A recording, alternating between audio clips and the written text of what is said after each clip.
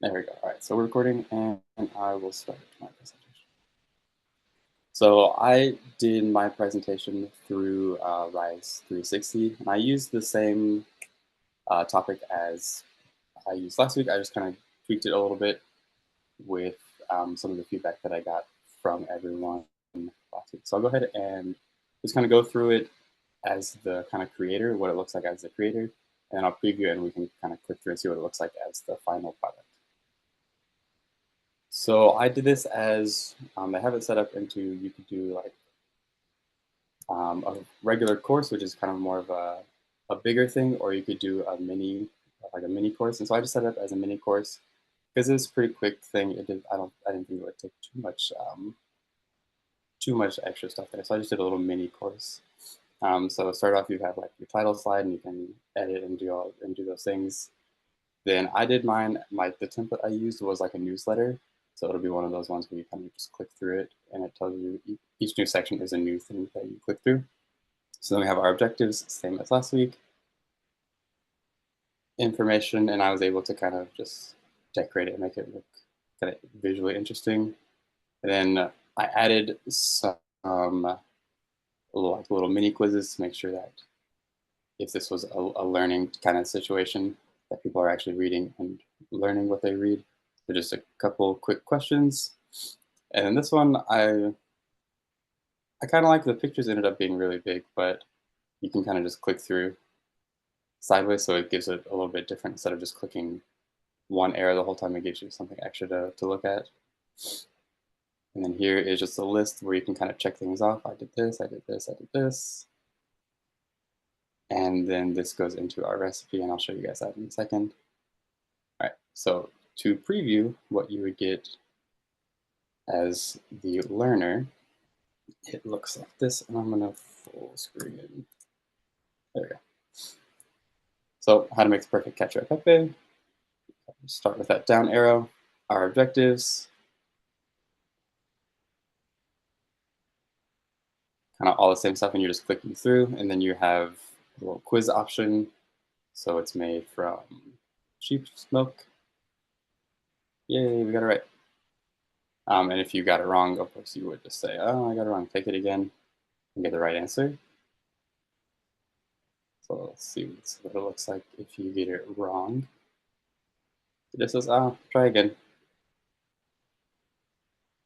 And then the ingredients, like I said, the pictures ended up being really big, and I was struggling to make them smaller and get them to be the same size, but I think that's something if I spent a little bit more time on, I could get those to look a little bit nicer. I like this page a lot because it's real simple. It's just, did you do the thing? Did I bring a pot of water to the boil? And I can just check that off and keep track of things as I'm working. Then for the recipe, you hit start. I set up to just give you one step at a time, because sometimes that is a little bit overwhelming to have all, I guess this is 7 steps, but to just have all of them right there in front of you. But that way you can just go one step at a time and just kind of click through. Yep. Doing all of the steps. And then on the very last one, if you preferred, I put all the steps together. So that's an option. If you want them all together, you can have that there as well. And then our references at the end. And of course, for this one, I thought it was neat. You had the option of previewing it in different platforms. So I'll kind of restart. This is what it would look like on your phone. A little bit smaller, a little bit more scrolling needed, but it still works, and it still looks just as good as it did on the computer. Yeah, that's pretty much it. Did y'all have any questions about that? I just want to say I enjoyed it. It's definitely a new take on a platform that recipes can have. You can easily go through, learn about it because, for some people, my boyfriend's a chef. So for some people, it's really important to learn about where things come from, where ingredients come from. And I really enjoyed that you included that background information. Prep work. I'm a list person. So this is perfect for me. It's like, did I bring a pot of salted water to a boil? I could be like, yes. And that's satisfying for someone like me who is a list person. Now, granted, I do sometimes go put a little bit of this, put a little bit of that. Oh yeah, But of course.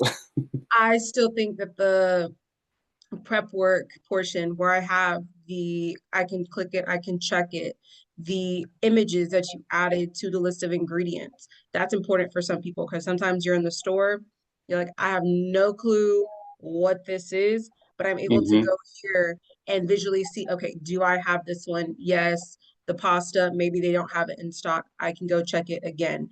So it gives a range of options and it really appeals to um, sometimes that accessibility for cooking because some people they're like that looks too difficult, it's complicated, but you really broke it down here in a way that your everyday person who's new into cooking can use this and it's fun and you can play around with it and I really like that. Thank you. That's kind of what I was going for. So just kind of take a little bit of the scariness out of cooking because sometimes you're in there and you're cooking this and then you're cooking something else and it gets a little bit overwhelming. So having those easy to access kind of steps and checklists to simplify the process. And I'm going to give you my feedback from a mom perspective because Yeah. I do teach my kids to be very independent. And this was like very easy to follow. Um, Awesome. as far as like the cooking part, I try to be there with them, but Hmm. we go by the Alexa, like, okay, Alexa, what can we do with this? Or give me a recipe, an easy recipe for whatever it is. And this one was very easy to follow. And just like she said, the ingredients, just having that visual when you go to the store and it's like, well, it's supposed to be uh this kind of cheese, but what does it look like? Like Yeah. there's so many types of cheese that that was very helpful and very easy to follow, just step by step. I'm a checklist person too, so it's like I have to go, did I do this? Okay, did I do that? So it was very easy to follow.